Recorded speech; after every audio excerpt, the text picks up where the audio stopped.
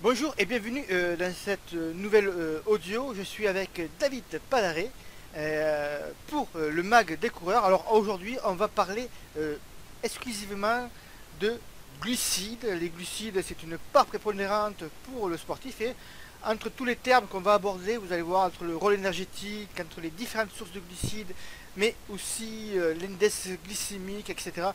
Pour pas s'y perdre, donc j'ai fait appel à David. Bonjour David. Bonjour Jean-Marc.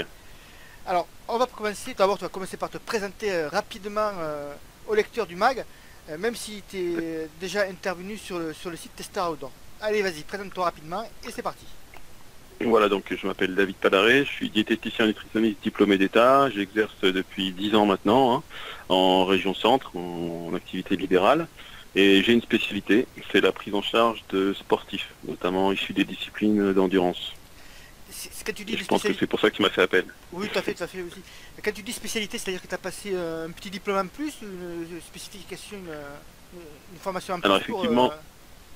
effectivement, donc il y a des diplômes qui existent, c'est les diplômes universitaires.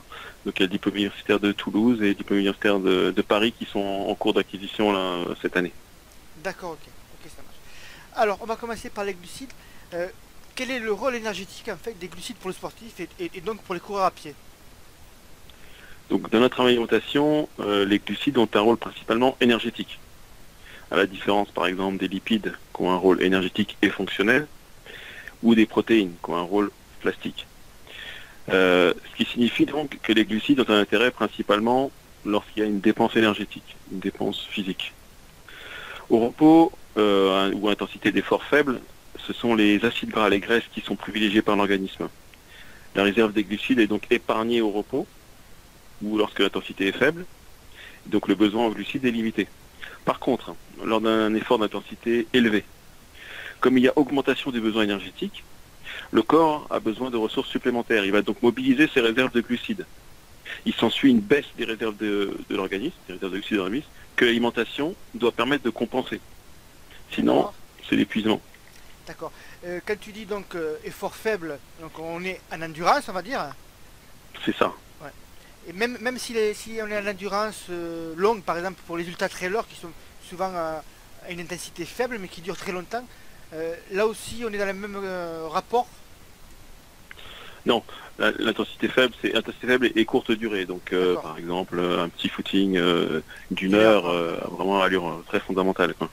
D'accord. Ok. Après, sur le trail, entre en jeu le paramètre de dénivelé, également les changements de variation de rythme qui vont faire que, au bout d'un moment, il y a quand même les glucides qui vont entrer en jeu. Puis on est dans un contexte de compétition quand même, Ouais. donc il y a quand même une mise en contribution des glucides.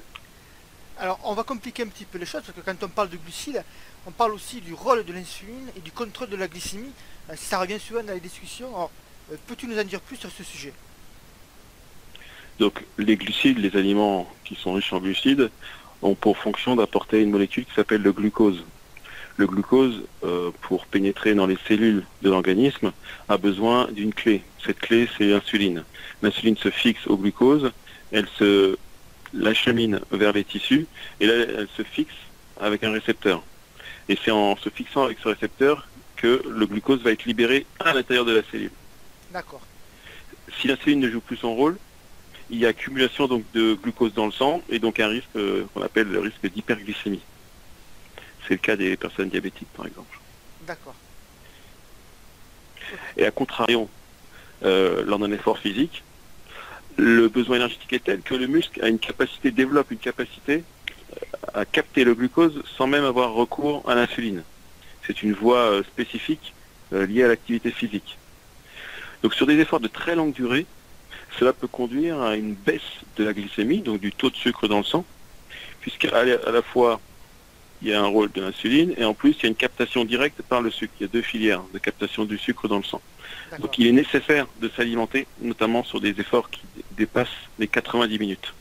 D'accord. Donc au-delà d'une heure trente, que l'on soit en compétition ou en entraînement, il est nécessaire vraiment, c'est indispensable même de se ravitailler.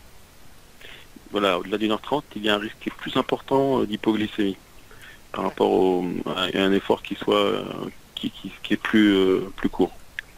Donc il est important de se ravitailler. Et la stratégie démarre en fait dès le début de la compétition ou de l'entraînement, de manière à anticiper en fait sur ce phénomène. Puisqu'une fois que l'hypoglycémie survient, il est déjà un petit peu trop tard pour la compenser. Ou alors ça va demander un délai qui va faire perdre de précieuses minutes. D'accord. Donc autrement dit, il faut consommer, enfin se ravitailler bien avant les 1h30. Si on sait qu'on va dépasser 1h30, il faut consommer des glucides régulièrement dès le début de l'effort. Voilà. Voilà. Donc on va voir un petit peu plus tard dans l'interview, je pense, quelle est la consommation qui est recommandée lors d'un effort d'une durée supérieure à 1h30. Mais effectivement, il faut déjà commencer dès la première heure à s'alimenter pour prévenir, pour anticiper sur ce phénomène qui va arriver à partir d'1h30, 2 heures d'effort. D'accord. De baisse de glycémie. On va continuer avec la théorie un petit peu, parce que là, en nutrition moderne, il y a un nouveau terme qui est apparu, c'est l'index glycémique. Alors, je pense que c'est quoi au juste? Alors, ce qu'il faut savoir, c'est que c'est pas parce qu'un aliment contient la même quantité de sucre qu'un autre que ce sucre va être délivré dans l'organisme dans les mêmes proportions. Exemple, quand tu prends 25 grammes de confiture, c'est-à-dire une grosse cuillère à soupe de confiture, et quand tu prends 100 grammes de pâte complète, il y a la même quantité de sucre, à peu près, de glucides, à peu près 20 grammes dans les deux. Mais ce sucre ne va pas avoir la même disponibilité pour l'organisme. D'où l'introduction de la notion d'index glycémique, pour comparer entre eux les aliments contenant des glucides. Et là, il y a deux écoles qui s'affrontent.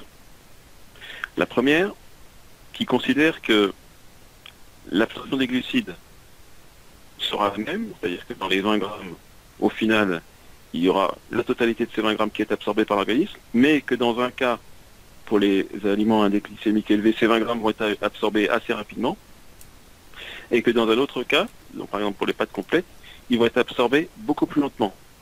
Mais dans les deux cas, les 20 grammes sont absorbés entièrement. Alors par exemple pour les pâtes, il y a une petite partie qui va être absorbée au niveau de la sortie de l'intestin, au niveau du duodénum, et après, plus tard, après la sortie de l'estomac, le duodénum, et plus tard, dans l'intestin, dans les méandres de l'intestin, les bactéries vont faire leur travail et finir effectivement de métaboliser les glucides pour les absorber. Donc d'où le délai. Alors ça c'est la première école. La deuxième école, notamment le Montignac, qui est connu pour avoir effectivement fortement approfondi la notion d'index glycémique, lui considère que non, en fait, deux aliments d'index glycémique différents ne vont pas délivrer la même quantité de sucre.